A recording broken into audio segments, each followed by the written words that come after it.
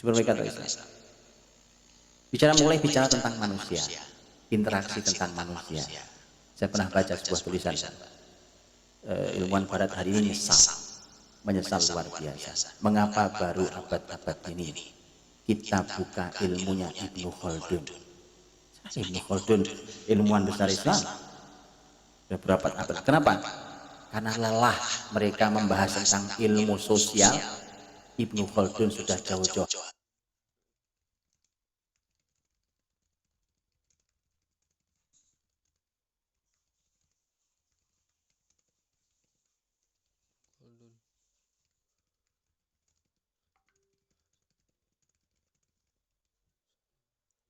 Hari bicara tentang ilmu sosial. Dan Anda perlu tahu, apa yang mereka bicarakan itu banyak salahnya.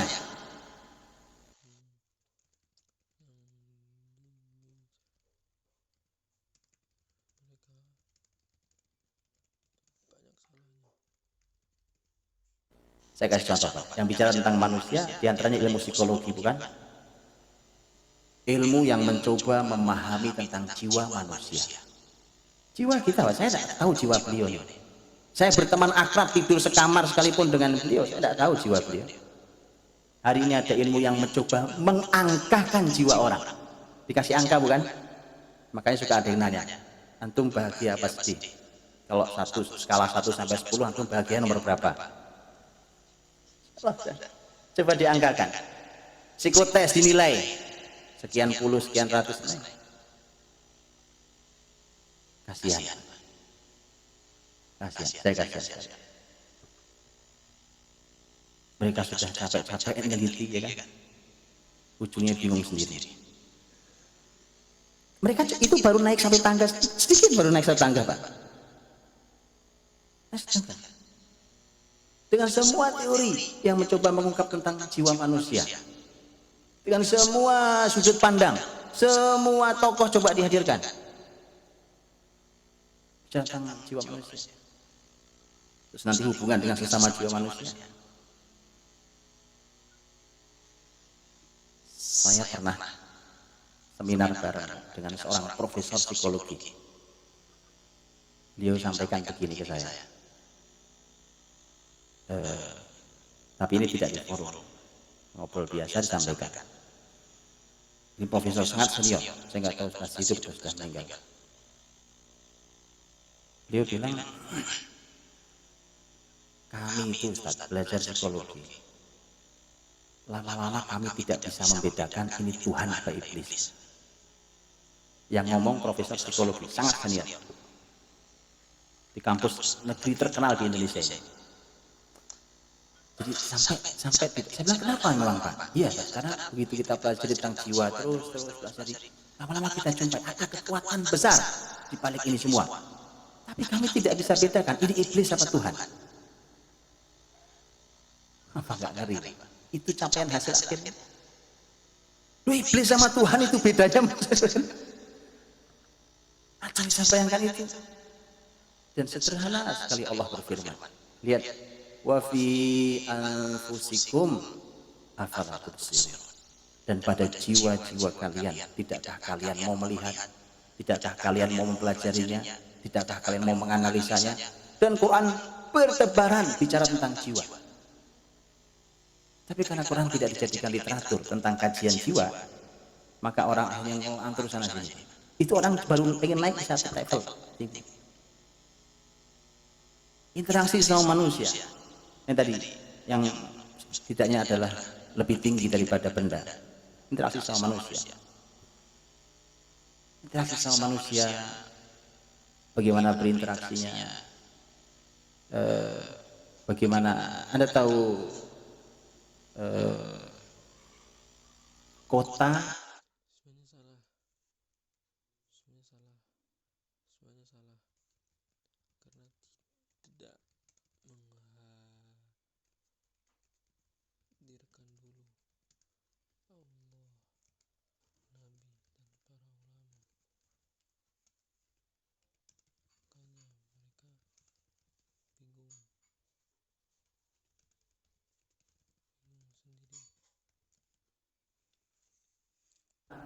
hayalan para filosof. Kota hayalan para filosof. Ini dipelopori oleh Yunani.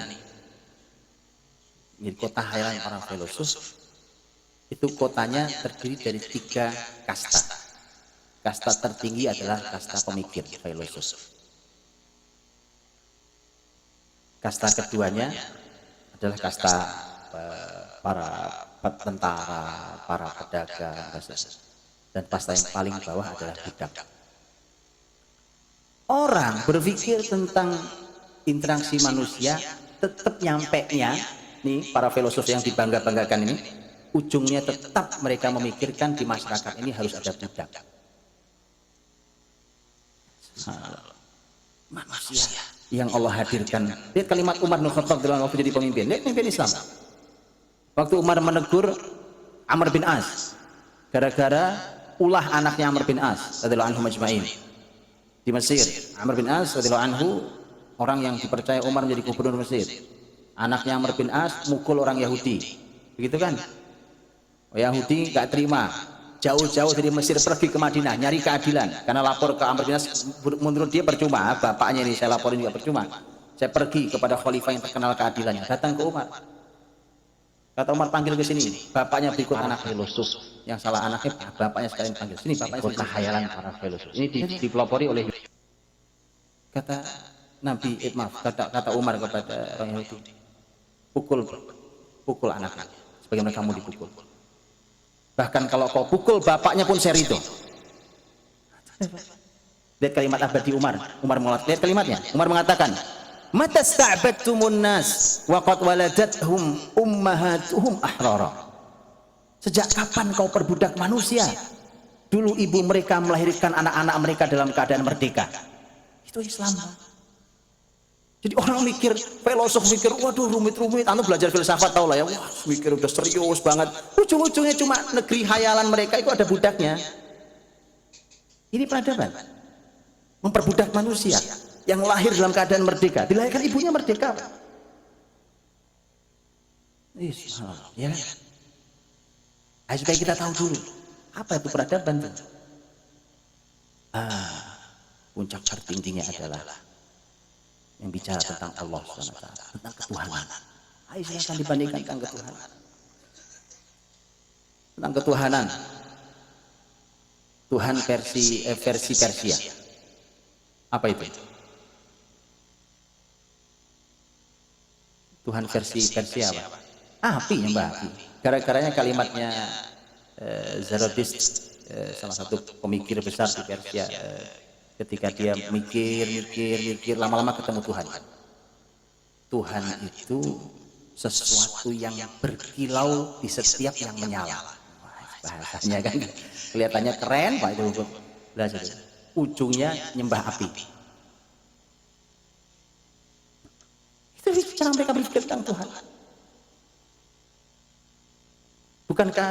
Bukankah agama Kristen sekalipun adalah hasil seminar? Tuhan diseminarkan dulu. Kita nyembah apa ya? Apakah Bunda Maria itu Tuhan atau bukan Tuhan? Diseminarkan dulu. Tuhan diseminarkan. Untuk kita sepakati kita sembah apa? Mereka punya peradaban, tapi tentang ketuhanan tersesat jauh. Termasuk dalam hal itu tentang akhlak. Akhlak. Karena nanti akan berhubungan bahkan akhlak kita dengan bukan hanya kita sama manusia, tapi akhlak kita dengan semesta ini.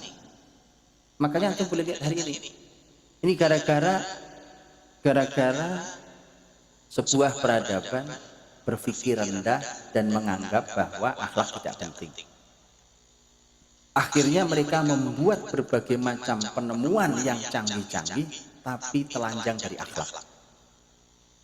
Mereka tidak peduli bahwa apa yang mereka pikirkan ini merusak alam. Mereka tidak peduli bahwa apa yang mereka lakukan ini merusak keturunan manusia.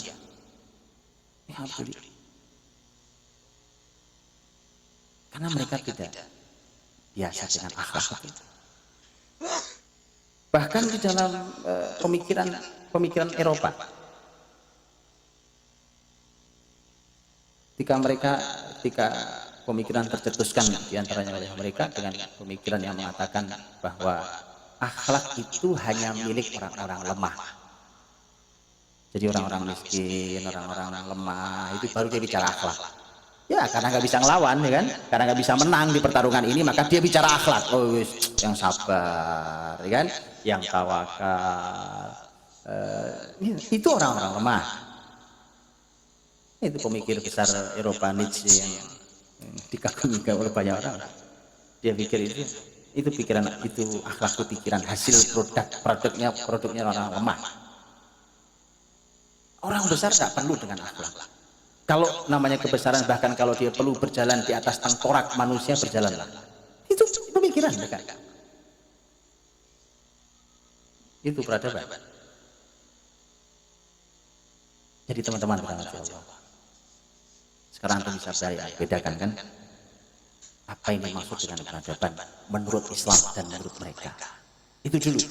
Karena definisi peradaban itu harus definisikan dulu. Karena nanti begitu bicara begitu bicara tentang ini Pak peradaban Islam, ini peradaban Barat, itu kelihatannya sama begini Pak. Ya, jauh sekali. Muslimin masuk ke Eropa, betul, tahun 100 Hijriah. Muslimin masuk ke Eropa kurang lebih tahun 100 Hijriah.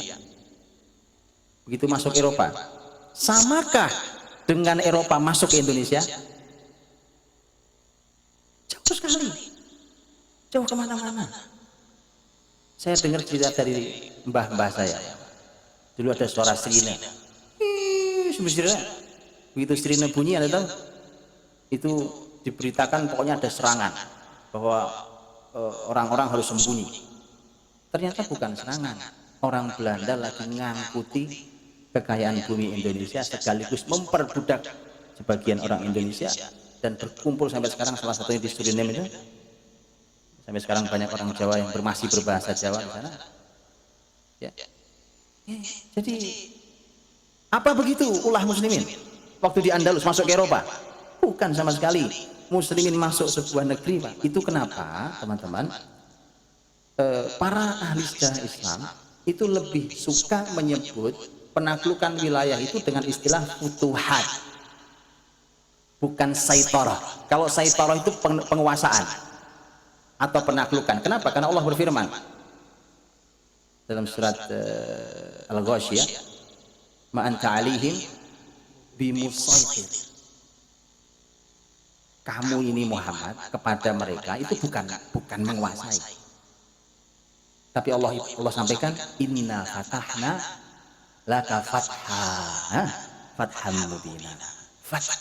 Futuhat. Fath artinya buka. Bukan penguasaan. Jadi muslimin itu kalau masuk ke sebuah negeri itu membuka semua yang tertutup. Hati yang tertutup dibuka dengan hidayah. Keadilan yang tertutup, zalim di mana-mana, hati masyarakat lelah, hidup mereka lelah, dibuka oleh muslimin. Akal mereka yang tertutup, tidak ada ilmunya, dibuka, dituangi ilmu-ilmu yang mulia. Makanya muslimin kalau masuk ke sebuah negeri, bukan nyedot kekayaan terus kabur kayak Belanda. Jadi tolong dibedakan, jauh-jauh kemana-mana. Jadi suka-suka pembahasan itu disamakan begitu. Malah kadang-kadang gitu kan, ini pemikiran liberal hari ini kan. Malah kadang-kadang disamakan tuh, sama saja kan, muslimin juga masuk ke Eropa masuk ke Indonesia, sama saja. Sama juga dengan Yahudi masuk ke Palestina, kan sama saja muslimin juga dulu masuk ke... Lihat bedanya. Ini bahaya kalau orang tidak belajar sejarah, dipikir, iya Pak benar juga. Di mana benarnya? Muslimin di Andalus membangkitkan kulit putih hari ini, Eropa dan semua yang ada di Amerika. Muslimin ada di Andalus 8 abad itu membangkitkan yang kita ketahui hari ini tentang Eropa dan Amerika. Belanda di Indonesia ngapain? Membangkitkan. Mana peninggalan Belanda yang antum banggakan? Hukum peninggalan Belanda. Antum bangga sekali. Apa yang mereka tinggalkan? Gustave Le Bon yang seorang pemikir Prancis, dengan jujur dia bilang bahwa peradaban Islam ini adalah peradaban yang mengeluarkan Eropa dari peradaban buas menuju peradaban manusia. Muslimin adalah guru kita semua. Kalimat begitu. Kan kalau yang ngaku musuh itu paling fair. Yang ngaku bukan, kalau muslimin yang ngomong mungkin wah itu karena ada muslim. Ini yang ngomong bukan muslim. Mereka adalah guru kita semua. Ya, dan sesungguhnya Eropa berhutang terhadap muslimin. Hutang jasa pada muslimin. Muslimin masuk sebuah negeri itu membuka, membangun, mengajari, membimbing, memakmurkan, mengembangkan. Itu kan perintah Allah. Bahkan muslimin siap mati membela negeri itu dan meninggal di situ. Untuk membela negeri itu. Nah, jadi hadirin rahmatullah. Ini tiga tingkat tentang peradaban itu. Karena sesungguhnya supaya kita tahu dulu bahwa Islam kalau bicara tentang peradaban itu benar-benar beradab. Dan ini semuanya karena berawal dari Rasul Muhammad SAW. Karenanya tidak ada peradaban Islam ke depan ini tanpa kembali ke Rasul. Tidak ada peradaban ke depan ini tanpa kembali ke Quran. Saya masuki sekarang wilayah Arab. Tadi sudah keliling kemana-mana belum sempat kita sebut Arab. Kenapa disebut Arab? Kita akan sebut Arab ke depan ini tanpa kembali ke Rasul. Kita tahu dulu bahwa Islam kalau bicara tentang peradaban itu benar-benar beradab.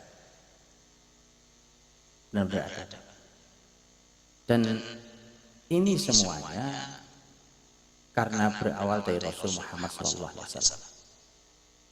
Karenanya tidak ada peradaban Islam ke depan ini tanpa kembali ke Rasul. Tidak ada peradaban ke depan ini tanpa kembali ke Quran. Saya masuki sekarang wilayah Arab. Tadi sudah keliling kemana-mana belum sempat kita sebut Arab. Kenapa disebut Arab? Kita akan sebut Arab karena Quran ini berbahasa Arab. Rasul dari Arab. Pertama kali wahyu hadir untuk masyarakat Arab. Walaupun Islam bukan agama Arab. Ya, Arab, Jazirah Arab itu jazirah yang tidak menarik bagi peradaban besar Persia dan Romawi saat itu. Yang menarik cuma yang bagian buntut belakang selatan, Yaman. Bagian selatan, paling selatan itu Yaman, itu menarik. Kenapa menarik? Karena subur. Tapi yang tengah sampai sekarang pun masih padang pasir. Sebesar-besar itu padang pasir. Sekarang menarik kalau sekarang karena ada minyak. Jadi peradaban jahiliyah itu sama, Pak. Sama, kalau dulu menarik karena Yaman, subur. Sekarang padang pasir Timur Tengah menarik karena nggak lebih dari keinginan syahwani rendah. Nggak lebih dari itu. Zaman itu dulu tidak menarik. Makanya Romawi sampai ke Yaman, tapi yang tengah dikosongin. Gak minat Romawi ngambil, nyusahin doang ini wilayahnya.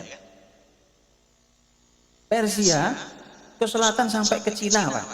Lewat loh, sampai ke India, Pakistan, sampai Cina, dilewatin ke Jazirah Arab. Gak minat mereka. Tapi Anda tahu, justru Allah hadirkan cahaya Islam dan Rasulnya di tempat yang tidak dilirik. Supaya apa? Ada banyak kajian menarik para ahli ilmu. Saya sampaikan salah satunya. Supaya nanti dan hari ini serta kapanpun dunia tidak bicara bahwa kebesaran wilayah Arab yang kemudian orang Arab menyebar ke berbagai wilayah itu adalah karena hanya melanjutkan kebesaran peradaban sebelumnya. Karena aslinya Arab itu gak ada apa-apanya. Gak ada apa-apanya, nol. Ketika tidak ada apa-apanya, kok kemudian mereka sangat beradab, mereka menjadi pemimpin bumi, maka tidak ada jawaban kecuali ini hasil syariat Allah. Jadi kita lihat detailnya. Kita lihat detailnya.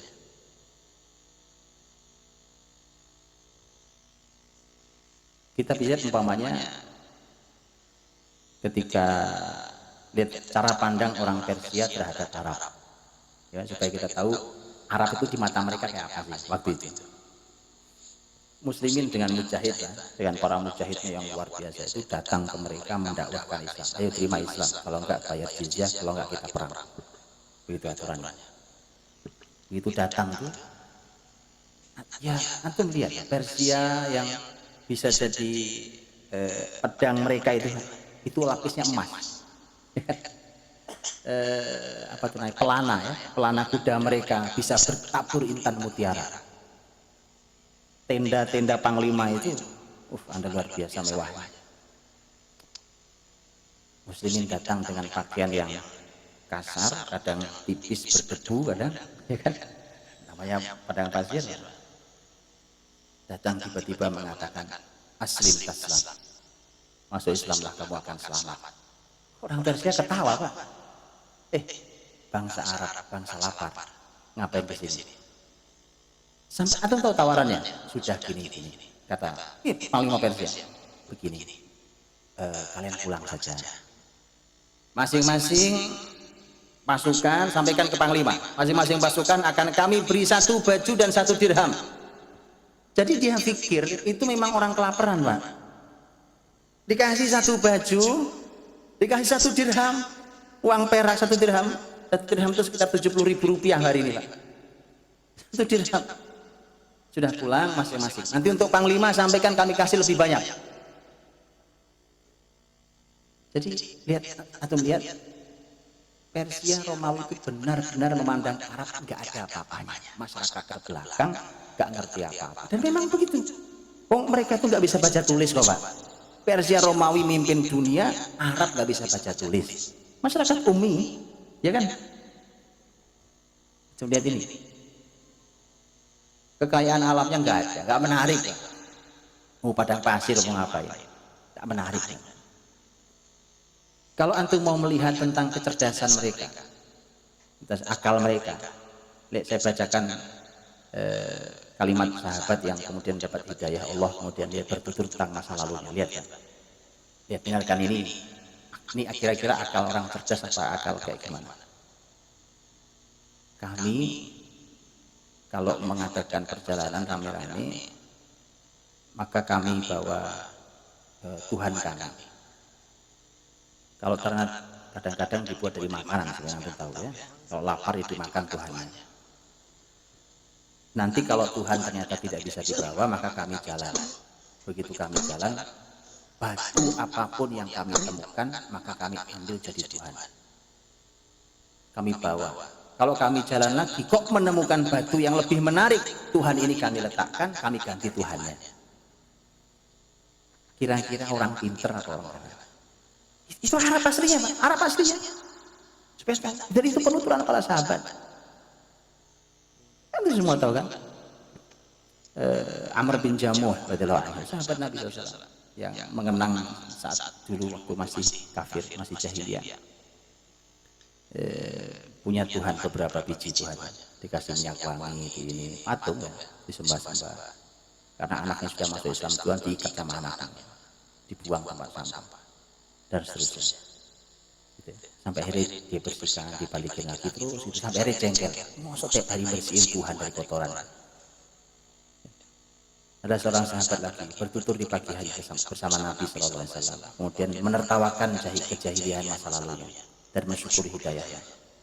Dia punya Tuhan 2. Suatu saat ada musang kencing di atas kepala Tuhannya. Kemudian dia bersyair, "Ailahun yabulu alaihi ta'ala." Masa Tuhan dikencingi musang? Itu kualitas akal. Net akalnya kayak kan? Jadi memang Arab tidak diminati oleh peradaban dunia, tidak diminati. Tadi hikmahnya apa? Hikmahnya supaya semua tahu bahwa memang ini supaya kemudian hari ketika wilayah ini besar dan menjadi pemimpin bumi, tidak ada jawaban lain kecuali karena syariat Islam, bukan karena yang lain. Pasukan tentara juga gitu, teman-teman. Khalid bin Walid itu panglima hebat itu, ya kan? Panglima luar biasa. Kenapa dia bisa luar biasa? Apa belajar dari bapak moyangnya? Enggak. Quraisy itu kalau perang, Quraisy itu Arab yang paling disegani, ditakuti karena kekuatan dan kemuliaan mereka. Tapi segitu pun kalau mereka perang, itu strateginya namanya karwafar. Karwafar itu pokoknya lari sono, lari sini, karwafar. Juga pakai strategi. Bagaimana Khalid kok bisa ahli strategi? Anda tahu? Belajarnya ke Romawi Persia. Khalid kan anaknya orang kaya raya. Al-Walid bin Mughirah kan bapaknya kaya raya sekali. Nah itu punya dagang itu bapaknya orang kaya raya. Khalid itu kalau bawa dagangan bapaknya, karena bapaknya sudah punya staf dan dia anak tuan besar. Khalid kalau sampai Persia, sampai Romawi, yang menjalankan kan staf bapaknya, dia main-main lah. Dia mau jalan-jalan, keliling-keliling. Orang lain dagang, sudah selesai laporan sama anak bos. Bos selesai bos, pulang. Tapi dia jalan-jalan, dia lihat wilayah Romawi, dia ketemu dengan ini penguasa, ketemu dengan panglima. Disitulah dia belajar. Itu hikmah Allah SWT. Di situ dia belajar, dia ini. Nah, tolong diambil kesempatan yang punya anak begitu. Oh iya itu. Dia orang lain sibuk nyari uang, dia nggak punya nyari duit, nggak usah nyari duit. Bapakmu duitnya nggak habis 7 turunan. Sudah kau belajar yang benar. Terus kayak Khalid belajar. Makanya nanti ketika perang besar, perang Yarmuk, orang semua heran dengan strategi Khalid. Kok kamu mudah sekali masuk sana masjid, ngatur geser pasukan sana sini. Dia sangat menguasai medan. Jawaban Khalid sederhana. Hada mal'abi. Ini tempat main saya dulu. Ya kayak Malang gini lah ya kan. Tiba-tiba orang baru datang, dia kuasai medan. Ternyata ini tempat main saya dulu mas. Itu Khalid. Dan dia pakai strategi Persia Romawi untuk itu. Jadi hadirin rahmatullah SWT. Islam dengan peradaban ini, peradaban tertingginya adalah ketika mereka mengenal Allah SWT. Itu yang namanya membangun fisik itu belakang. Karena yang membuat muslimin menjadi mulia dan memiliki sumbangsih di semua bidang itu adalah karena di awal dia mengenal Allah SWT. Mereka tahu harus bersikap dengan apa terhadap dunia ini dan terhadap akhirat. Mereka punya akhlak apa terhadap penciptanya.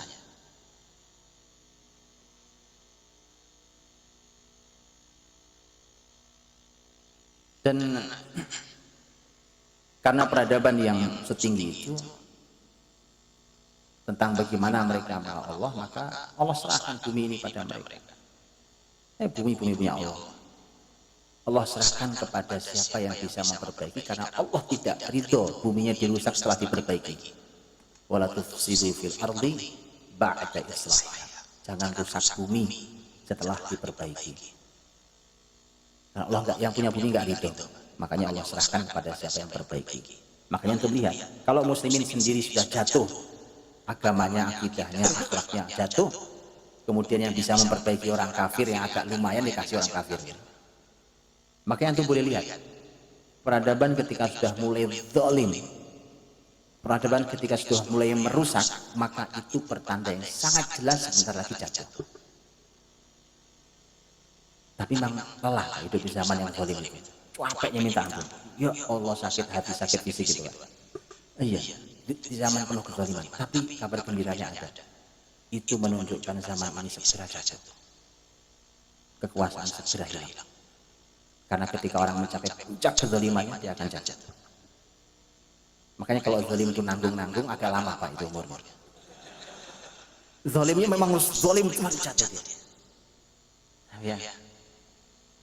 Atau lihat itu sudah sunatullah di semesta ini. Muslimin kalau zalim juga sama. Muslimin zalim jatuh Pak. Sama persis. Karena Allah tidak ridho buminya ini dizalimi. Allah ingin Karena langit bumi diciptakan dengan keadilan, maka ingin ditegakkan keadilan di muka bumi ini. Karena mereka kenali Allah SWT.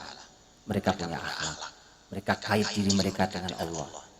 Itu peradaban pertama tertinggi. Saat seluruh bumi tidak mengenal Allah, tidak mengenal Tuhan, itu bayangkan. Ada 4 orang yang masih punya nurani, berangkat dari Mekah. Mereka ini orang Quraisy, berangkat ke Mekah. Berangkat dari Mekah menuju ke Romawi. Apa yang mereka lakukan? Mereka nyari agama. Karena mereka tahu agama itu adanya di Romawi. Kalau Persia nggak ada kitab. Kalau Alkitab adanya di Romawi. Datang ke Romawi, mereka temui rahib Yahudi. Ngobrol. Kemudian 4 orang ini masih punya nurani. Ilmu tidak punya, tapi mereka punya hati, punya nurani. Kata si rahib Yahudi, dia bilang, masuk aja ke Yahudi, tapi kamu harus rela mendapatkan kemurkaan Tuhan. Karena memang bangsa dimurkai, al-maghdubi alaihim. Tetapi mereka bilang, lah bagaimana? Wong kami ini nyari agama supaya selamat, masa dimurkai? Mereka pindah menemui pendeta Nasrani di Romawi. Menemui pendeta Nasrani. Kata pendeta Nasrani, masuklah ke Nasrani sini, tapi kalian harus rela dengan ketersesatan. Kan jadi domba yang tersesat. Sudah tersesat domba pula. Maka kata mereka, bagaimana kami mau menerima agama ini? Kami itu pengen dapat petunjuk, kok disuruh tersesat. Yang kami mau itu yang begini. Apa jawaban para ahli ilmu agama saat itu? Kalau itu yang kamu maksud, itu namanya millah Ibrahim, agama peninggalan Nabi Ibrahim alaihissalam. Tapi sudah tidak ada yang tahu di mana ahlinya. Antum bayangkan, Pak. Zaman itu nyari yang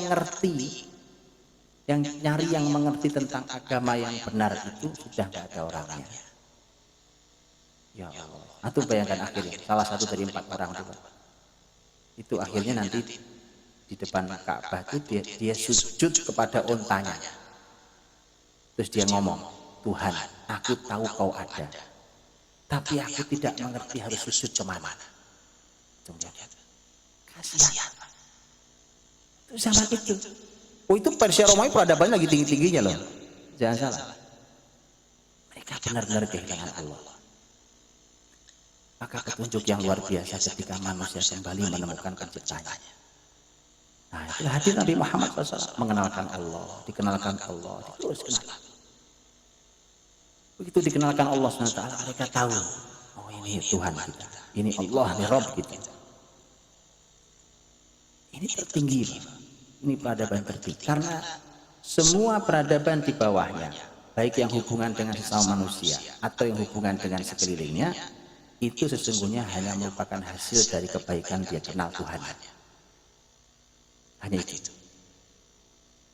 Maka kalau ini dibalik, nah gitu, ini sudah fatal sekali.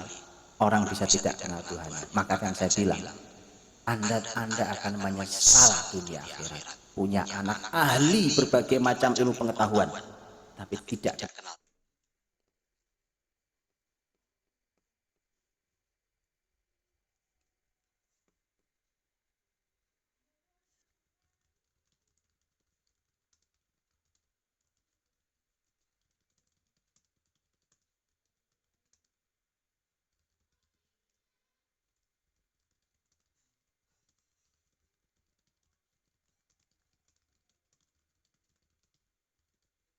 Tuhan.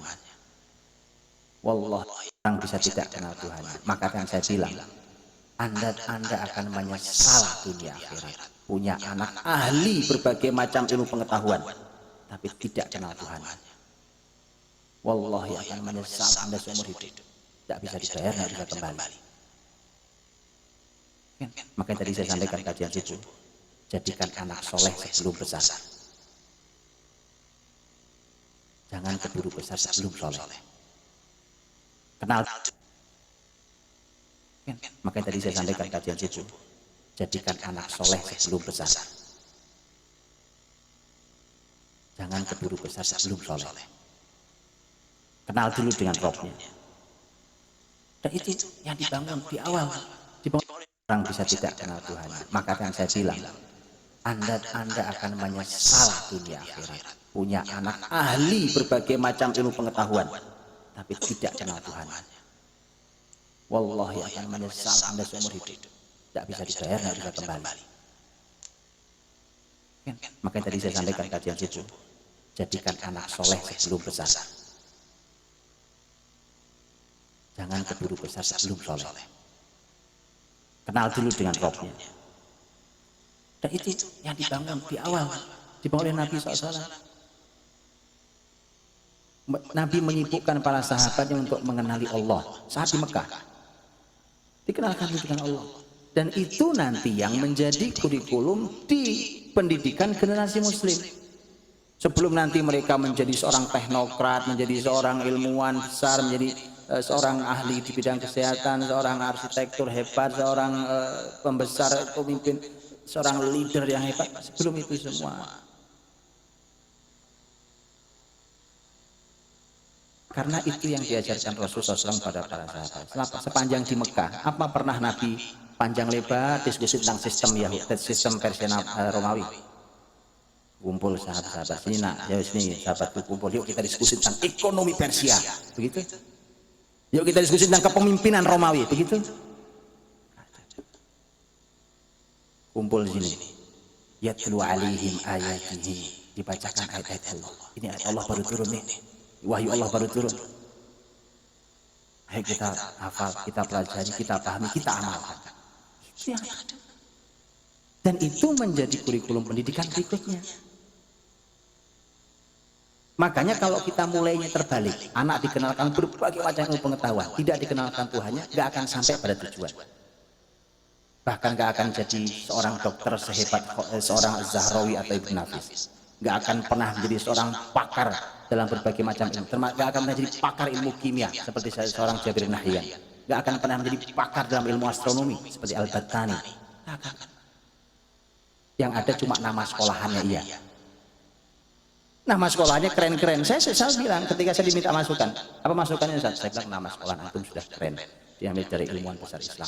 Cuma saya minta satu saja, tolong pelajari proses bagaimana lahir orang besar ini. Jangan cuma dilihat hasil akhirnya. Hasil akhirnya seorang matematika, ahli matematika, seorang ahli astronomi, ahli geologi, ahli ilmu geografi, ahli itu hasil akhir. Nggak akan lahir seperti itu kalau Anda nggak pakai Al-Biruni umpamanya, orang pakar dalam berbagai macam Al-Biruni. Bukan cuma nama, tapi memang ada prosesnya.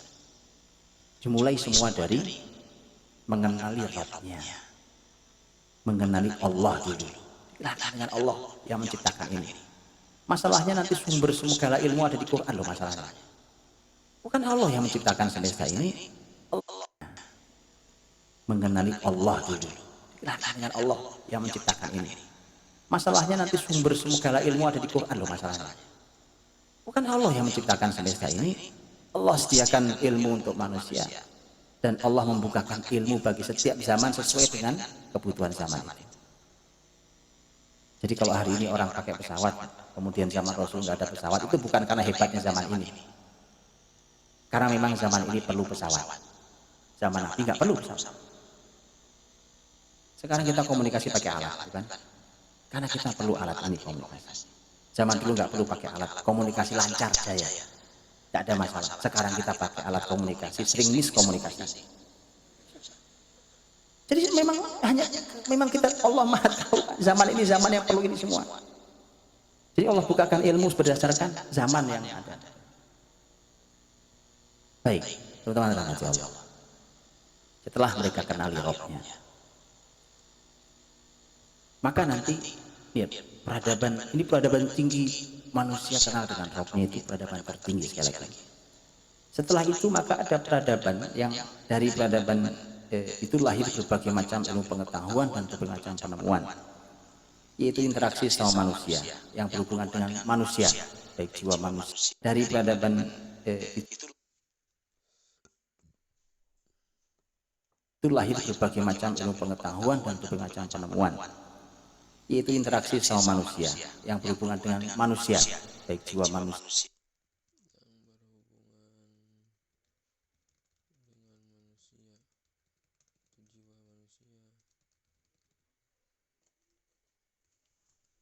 Atau interaksi sosial mereka ini peradaban tinggi.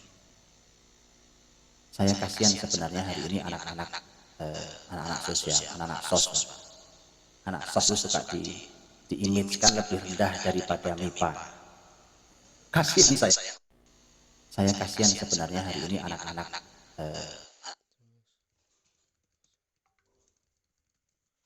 sosial, anak sos. Anak sos itu suka diimajinkan lebih rendah daripada MIPA.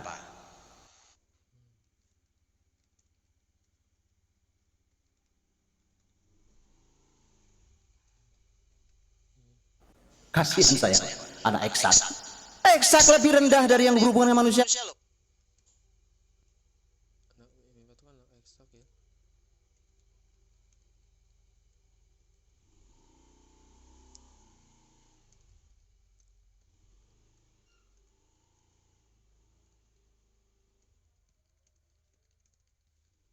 Halo Pak, anak sos itu suka diimajinkan lebih rendah daripada MIPA. Kasihan saya, anak eksak. Eksak lebih rendah dari yang berhubungan dengan manusia loh Pak. Ini kan karena zaman terbalik. Tadi saya udah bilang bukan? Ini karena zaman terbalik Pak. Dia pikir kalau ngurusi mesin itu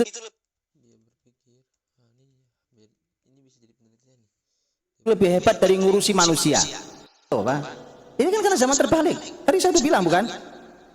Ini karena zaman terbalik Pak. Dia pikir kalau ngurusi mesin itu lebih hebat dari ngurusi manusia.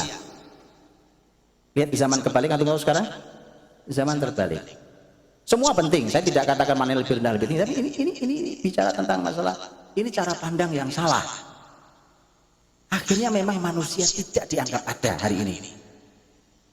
Tidak jadi pertimbangan akhirnya. Bahkan dia merusak manusia nggak apa-apa. Yang penting ini ilmu pengetahuan, ini penemuan, ini penelitian. Ini merusak manusia. Maka bicara tentang interaksi sosial. Subhanallah, tadi saya bilang Ibnu Khaldun rahimahullah. Itu salah satu ilmuwan besar dalam Islam. Di ilmuwan Islam, ini penemuan, ini penelitian. Ini merusak manusia. Maka bicara tentang interaksi sosial. Subhanallah, tadi saya bilang Ibnu Khaldun rahimahullah. Itu salah satu ilmuwan besar dalam Islam.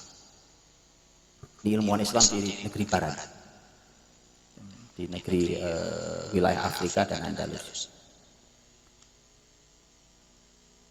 Antum tahu Ibnu Khaldun nulis buku dikenal dengan Muqaddimah. Muqaddimah Ibnu Khaldun ya, terjemahnya ada kan? Ini Muqaddimah paling tebal di muka bumi.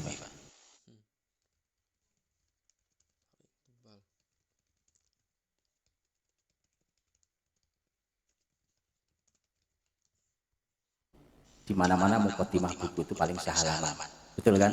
Namanya Muqaddimah. Ini Muqaddimah segini tebalnya. Kenapa disebut Muqaddimah? Anda tahu? Kenapa disebut Muqaddimah? Yes, betul Ustaz. Ibnu Khaldun memuqaddimai semua ilmu. Allah, buka. Semua ilmu di sini muqaddimahnya. Buka dulu di sini. Anda pengen tahu ilmu itu seperti apa nanti di sini muqaddimahnya. Ada orang ensiklopedi ilmunya Pak. Memang dulu ilmuwan Islam itu ensiklopedi. Beda dengan profesor hari ini. Mohon maaf Pak Profesor. Profesor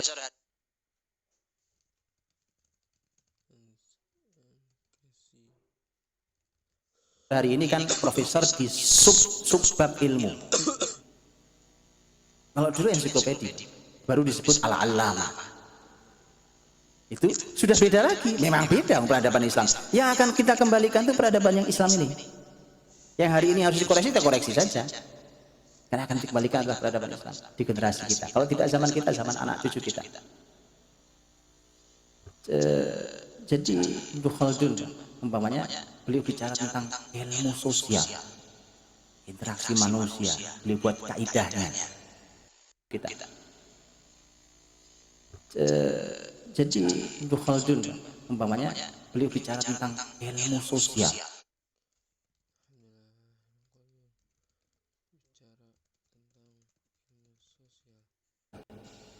Interaksi manusia, beliau buat kaidahnya. Jadi bagaimana sama manusia, bagaimana interaksi sosial ini. Yang tadi saya bilang, ilmuwan hari ini nyesal kenapa terlambat buka bukunya Ibnu Khaldun. Kalau buka buku itu kan nggak capek-capek neliti, Pak. Ujung-ujungnya juga belum tentu benar semua. Ibnu Khaldun rahimahullah. Dan Islam ini semua kaidahnya dari Rob, dari Allah. Makanya kenali dulu Allah. Nanti akan ketemu, tahu cara interaksi dengan manusia. Tadi saya contohkan tentang perbudakan apa segala macam. Tidak diizinkan perbudak manusia. Manusia dilahirkan merdeka, tidak ada kasta dalam Islam. Bahkan Nabi dalam khutbah jelas, la fadla li arabi ala ajami illa bitaqwallah. Gak ada bedanya Arab sama non Arab. Nabi yang bicara, kecuali takwa pada Allah. Antum tahu human right? Dia dipikir Eropa sekarang ngomong gituan. Kita dikira percaya juga ngomong gituan. Mereka bicara human rights tentang hak asasi manusia, kemudian kita pikir wah ini luar biasa. Apanya yang luar biasa? Anda itu terlambat jauh, sudah itu mendefinisikannya banyak yang salah. Prakteknya lebih fatal. Gimana hak asasi manusia, Pak? Mana asasi manusia? Kalau Anda tuh tahu semua, kalau Muslim yang berbuat, masya Allah, dijepit, ditekan, tapi orang kafir berbuat terserah dia. Mana human rights? Ya kan? Anda tahu Islam berinteraksi dengan Yahudi Nasrani. Lihat Pak, kesaksian salah satu ilmuwan besar Eropa, non Muslim, dia bilang kalau Muslimin berinteraksi dengan cara Eropa seperti Eropa berinteraksi di akhir kepemimpinan Andalus, maka tidak ada Yahudi Nasrani yang tersisa saat Muslimin berkuasa. Kalau cara berkuasanya seperti itu, tapi tidak. Di bawah kepemimpinan besar Muslimin, Yahudi beribadah dengan nyaman, Nasrani beribadah dengan nyaman. Kenapa? Loh, Rasulullah, lihat sabda Nabi, lihat kata Nabi, man qatala mu'ahadan kuntu hajiyahu yaumal qiyamah. Siapa yang membunuh seorang mu'ahad itu orang kafir yang terikat perjanjian di negeri muslim bayar jizyah, itu namanya mu'ahad.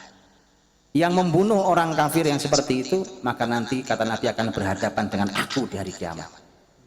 Nabi membela orang kafir untuk berhadapan dengan muslim yang membunuh orang kafir. Coba Anda lihat, ada peradaban seperti itu. Dan itu contoh di peradaban muslimin banyak sekali. Banyak sekali. Dari sejak zaman sahabat Nabi SAW, Umar bin Khattab radhiyallahu anhu. Umar bin Khattab radhiyallahu anhu masuk ke negeri Syam, menerima kunci Aqsa. Ya kan? Kemudian Umar bin Khattab radhiyallahu anhu begitu beliau menerima itu, beliau buat kebijakan-kebijakan. Bahkan Umar bin Khattab mengizinkan untuk sebagian tempat itu tidak dihabisi semua untuk masjid. Sebagian tempat dipersilahkan untuk masyarakat Nasrani beribadah versi agama mereka di gedung itu. Di zaman Umar. Hanya saja Umar punya aturan. Itu punya aturan. Ya, aturan-aturan dibuat. Umpamanya aturannya tidak boleh membunyikan lonceng di luar, tidak boleh memakai salib di luar, segala macam itu. Tidak boleh ada salib yang terlihat. Kenapa? Karena ini bicara tentang menjaga generasi muslim. Jangan sampai akidah mereka goyah gara-gara itu. Yang penting dibuat aturan, tapi nyaman. Silakan beribadah. Kita tahu juga Muhammad Al-Fatih. Muhammad Al-Fatih, Masya Allah. Begitu ditaklukkan Konstantinopel, itu dari mulai pendeta sampai masyarakat gemeteran Pak di dalam gereja Hagia Sophia. Gemetar mereka. Kenapa? Karena mereka membayangkan betapa kejamnya. Karena berantem, perang antar sama-sama Kristen. Karena Kristen Konstantinopel Ortodoks, Kristen Roma dan Kristen Katolik. Itu perang sama-sama Kristen saja kejamnya luar biasa. Sekarang bagaimana ini Muslim yang datang? Beda banget agamanya. Mereka bayangkan habis kita dibantai di ruangan ini. Saya Al-Fatih umumkan. Kata Al-Fatih, kalian tidak ada yang menyentuh dengan keburukan. Artinya kalian nggak akan disakiti.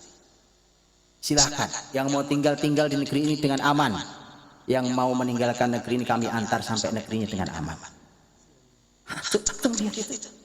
Terus tiba-tiba hari ini orang bicara tentang perdamaian, tentang tiba-tiba kemudian muslimin mendapatkan jatah teroris. Itu pakai logika apa? Kalau Anda mau teroris, pergilah ke negeri Andalus, Pak. Saat muslimin tadi saya katakan, saat muslimin 1492 Masehi habis muslimin di Andalus. Anda boleh lihat, itu asli terorisme. Orang pegang mushaf mati, pegang mushaf Quran mati, disiksa. Orang punya nama kan terserah kita punya nama, ya kan? Apa antum pernah di Indonesia pernah ada aturan tidak? Nama orang Kristen siapapun namanya ganti dengan nama Muslim. Pernah begitu? Pernah ada aturan itu? Gak ada. Pak Johannes, Pak Philip, Pak apa ganti namanya Abdullah Muhammad. Ada begitu? Gak ada. Antum kalau baca sejarah Andalus di atas tahun 1500, antum akan menjumpai ada nama-nama bukan Islam, nama Spanyol, tapi Muslim ternyata. Itu kenapa? Karena bahkan nama pun tidak boleh menggunakan Arab.